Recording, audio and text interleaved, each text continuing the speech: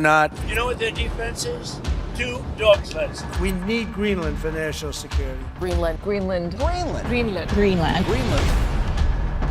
आखिर बर्फ की तह से ढका हुआ ये आइलैंड अचानक दुनिया की अटेंशन का मरकज कैसे बन गया?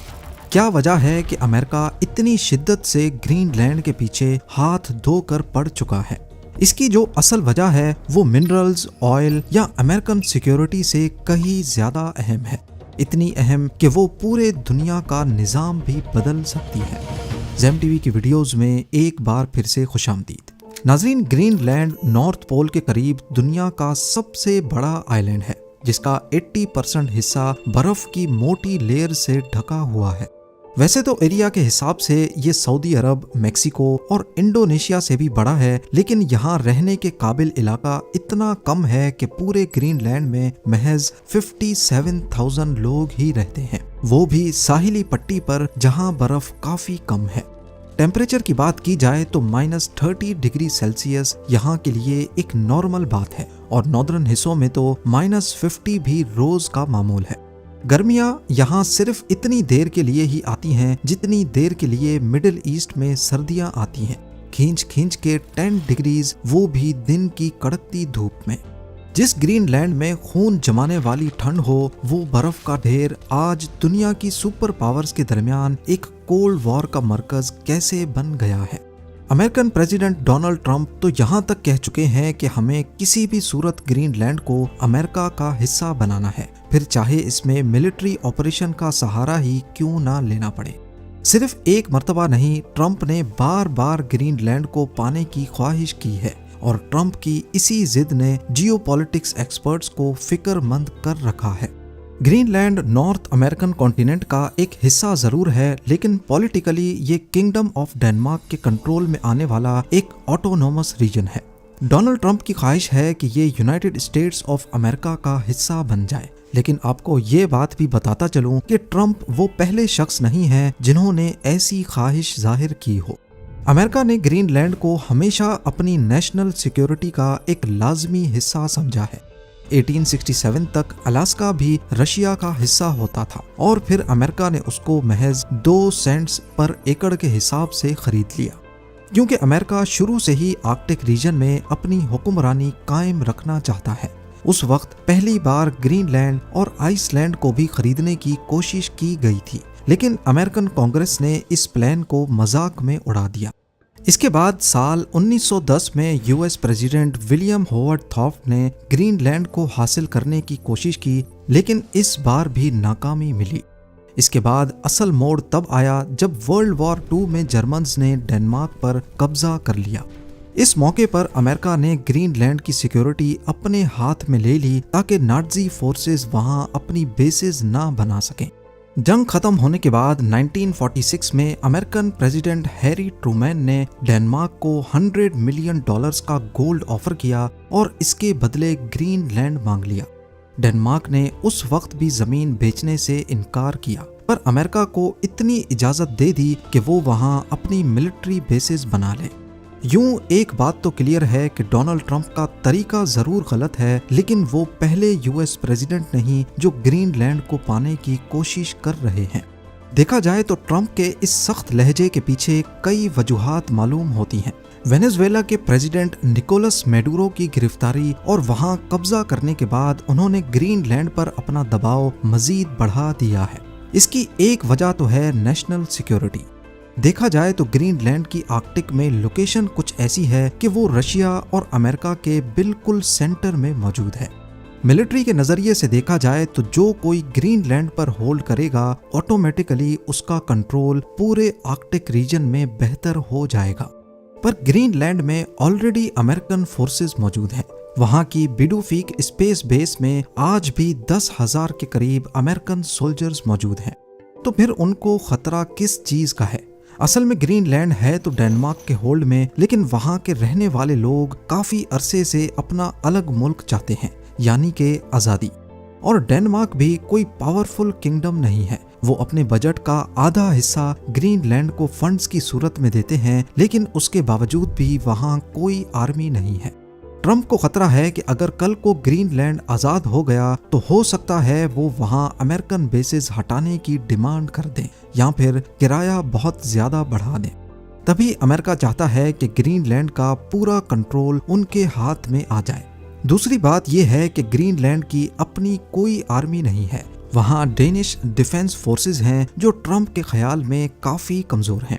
ट्रंप ने तंजिया अंदाज में कहा है कि वो ग्रीनलैंड को 2 कुत्तों वाली स्लेड से क्या ही प्रोटेक्ट करेंगे।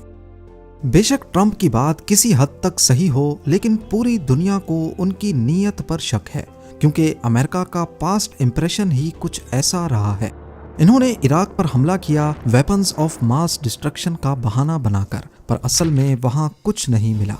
1964 में अमेरिका ने वियतनाम पर हमला किया, ये बहाना बनाकर कि वियतनामीज जहाजों ने गल्फ ऑफ टोंकिन में अमेरिकन जहाज USS मेडॉक्स पर हमला किया है। लेकिन 2005 में भांडा फूटा और पता चला कि ऐसा कोई हमला नहीं हुआ था। 2011 में अमेरिका ने लीबिया को निशाना बनाया। कहा गया कि कर्नल गद्दाफी वहां नस्लकुशी कर रहे हैं, जबकि बहुत से एक्सपर्ट्स मानते हैं कि असल में कर्नल गद्दाफी गोल्ड दिनार करेंसी बनाकर डॉलर की मोनोपोली खत्म करना चाहते थे। ये सब इस नई करेंसी को रोकने के लिए किया गया। तो तारीख को देखते हुए इस बार भी ऐसा समझा जा रहा है कि ग्रीनलैंड को रशिया से खतरे का बहाना बनाकर अमेरिका वहां कब्जा करके सिर्फ सिक्योरिटी ही नहीं बल्कि बाकी रिसोर्सेज पर भी कब्जा करना चाहता है। सिक्योरिटी से हटकर बात की जाए तो ग्रीनलैंड दुनिया के उन चंद इलाकों में से एक है जहां रेयर अर्थ एलिमेंट्स के बहुत बड़े ज़खायर मौजूद हैं। ये मिनरल्स इतने अहम हैं कि आने वाली टेक्नोलॉजी के लिए इन्हें ऑक्सीजन कहा गया है। ग्रीनलैंड में एवरेज बर्फ की लेयर 2 किलोमीटर डीप है, और क्योंकि ये बर्फ करोड़ों साल पुरानी है तो यकीनन यहाँ अनएक्सप्लोर्ड रिसोर्सेज भी होंगे। जियोलॉजिकल सर्वेज के मुताबिक ग्रीनलैंड रेयर अर्थ एलिमेंट्स का 8वां बड़ा जखीरा है, जिसमें नियोडीमियम है जिससे इलेक्ट्रिक गाड़ियों और टरबाइन्स के मैग्नेट्स बनते हैं। गैलियम है जो AI चिप्स और रेडार सिस्टम्स में काम आता है। यूरेनियम है जो न्यूक्लियर एनर्जी में इस्तेमाल होता है, और सिलिकॉन जो सेमीकंडक्टर्स और सोलर पैनल्स बनाने में फायदेमंद है। ये सारे एलिमेंट्स हमारी फ्यूचर टेक्नोलॉजी के लिए काफी फायदेमंद हैं। आपको ये बात जानकर हैरत होगी कि इस वक्त दुनिया में इन मिनरल्स की सप्लाई के 90% हिस्से पर चाइना का कंट्रोल है, और रिसेंटली चाइना ने इन मिनरल्स की एक्सपोर्ट पर लिमिट्स भी लगाई हैं ताकि वेस्टर्न कंट्रीज को प्रेशर में लाया जा सके। ये भी सच है कि आने वाले वक्त में वही सबसे ताकतवर तस्वुर किया जाएगा जिसके पास इन मिनरल्स के ऊपर कंट्रोल होगा।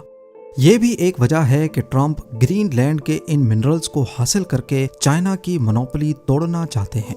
बताने की जरूरत तो नहीं है, लेकिन सर्वे के मुताबिक सिर्फ नॉर्थ ईस्ट ग्रीनलैंड के नीचे ही 31 अरब बैरल्स ऑयल का जखीरा है, और बाकी पूरे ग्रीनलैंड में कितना ऑयल है इसका अंदाजा आप खुद लगा लें। सिक्योरिटी, रेयर अर्थ एलिमेंट्स और ऑयल से हटकर इंटरनेट केबल्स की सिक्योरिटी भी एक बड़ी वजह है। जैसा कि आप जानते हैं कि दुनिया का इंटरनेट और कम्युनिकेशंस का निज़ाम समंदर के नीचे बिछी हुई केबल्स के जरिए चलता है। ग्रीनलैंड का मकाम ऐसा है कि यहाँ से गुजरने वाली केबल्स अमेरिका और यूरोप को आपस में जोड़ती हैं। रशिया की गोस्ट वेसल्स अक्सर इन केबल्स के आसपास देखी गई हैं, और अमेरिका को डर है कि जंग की सूरत में रशिया इन केबल्स को काटकर कम्युनिकेशन का निज़ाम धर्म भरम कर सकता है। उनका मानना है कि अगर ग्रीनलैंड अमेरिका के पास होगा तो यूरोप और अमेरिका के बीच आर्कटिक समंदर में ये केबल्स भी महफूज रहेंगी। इसके अलावा अगर आप ग्लोब को देखें तो ग्रीनलैंड हमारी दुनिया के टॉप पर मौजूद है। यहाँ बीटूफिक स्पेस बेस है जहाँ मौजूद है UEWR यानी अपग्रेडेड अर्ली वार्निंग रडार। ये रशिया से निकलने वाले किसी भी इंटरकॉन्टिनेंटल बैलिस्टिक मिसाइल को लॉन्च के फौरन बाद डिटेक्ट कर सकता है। अगर इस मिसाइल को अमेरिका की तरफ फायर किया गया तो वो पैसिफिक या अटलांटिक ओशन के ऊपर से नहीं बल्कि ग्रीनलैंड के ऊपर से गुजरेगा। इसका मतलब है कि अगर अमेरिका की ग्रीनलैंड पर पकड़ नहीं होगी तो ये सीधा साधा US मेनलैंड को खतरा है। और सबसे अहम वजह जिसके बारे में कोई बात नहीं कर रहा वो है नया ट्रेड रूट।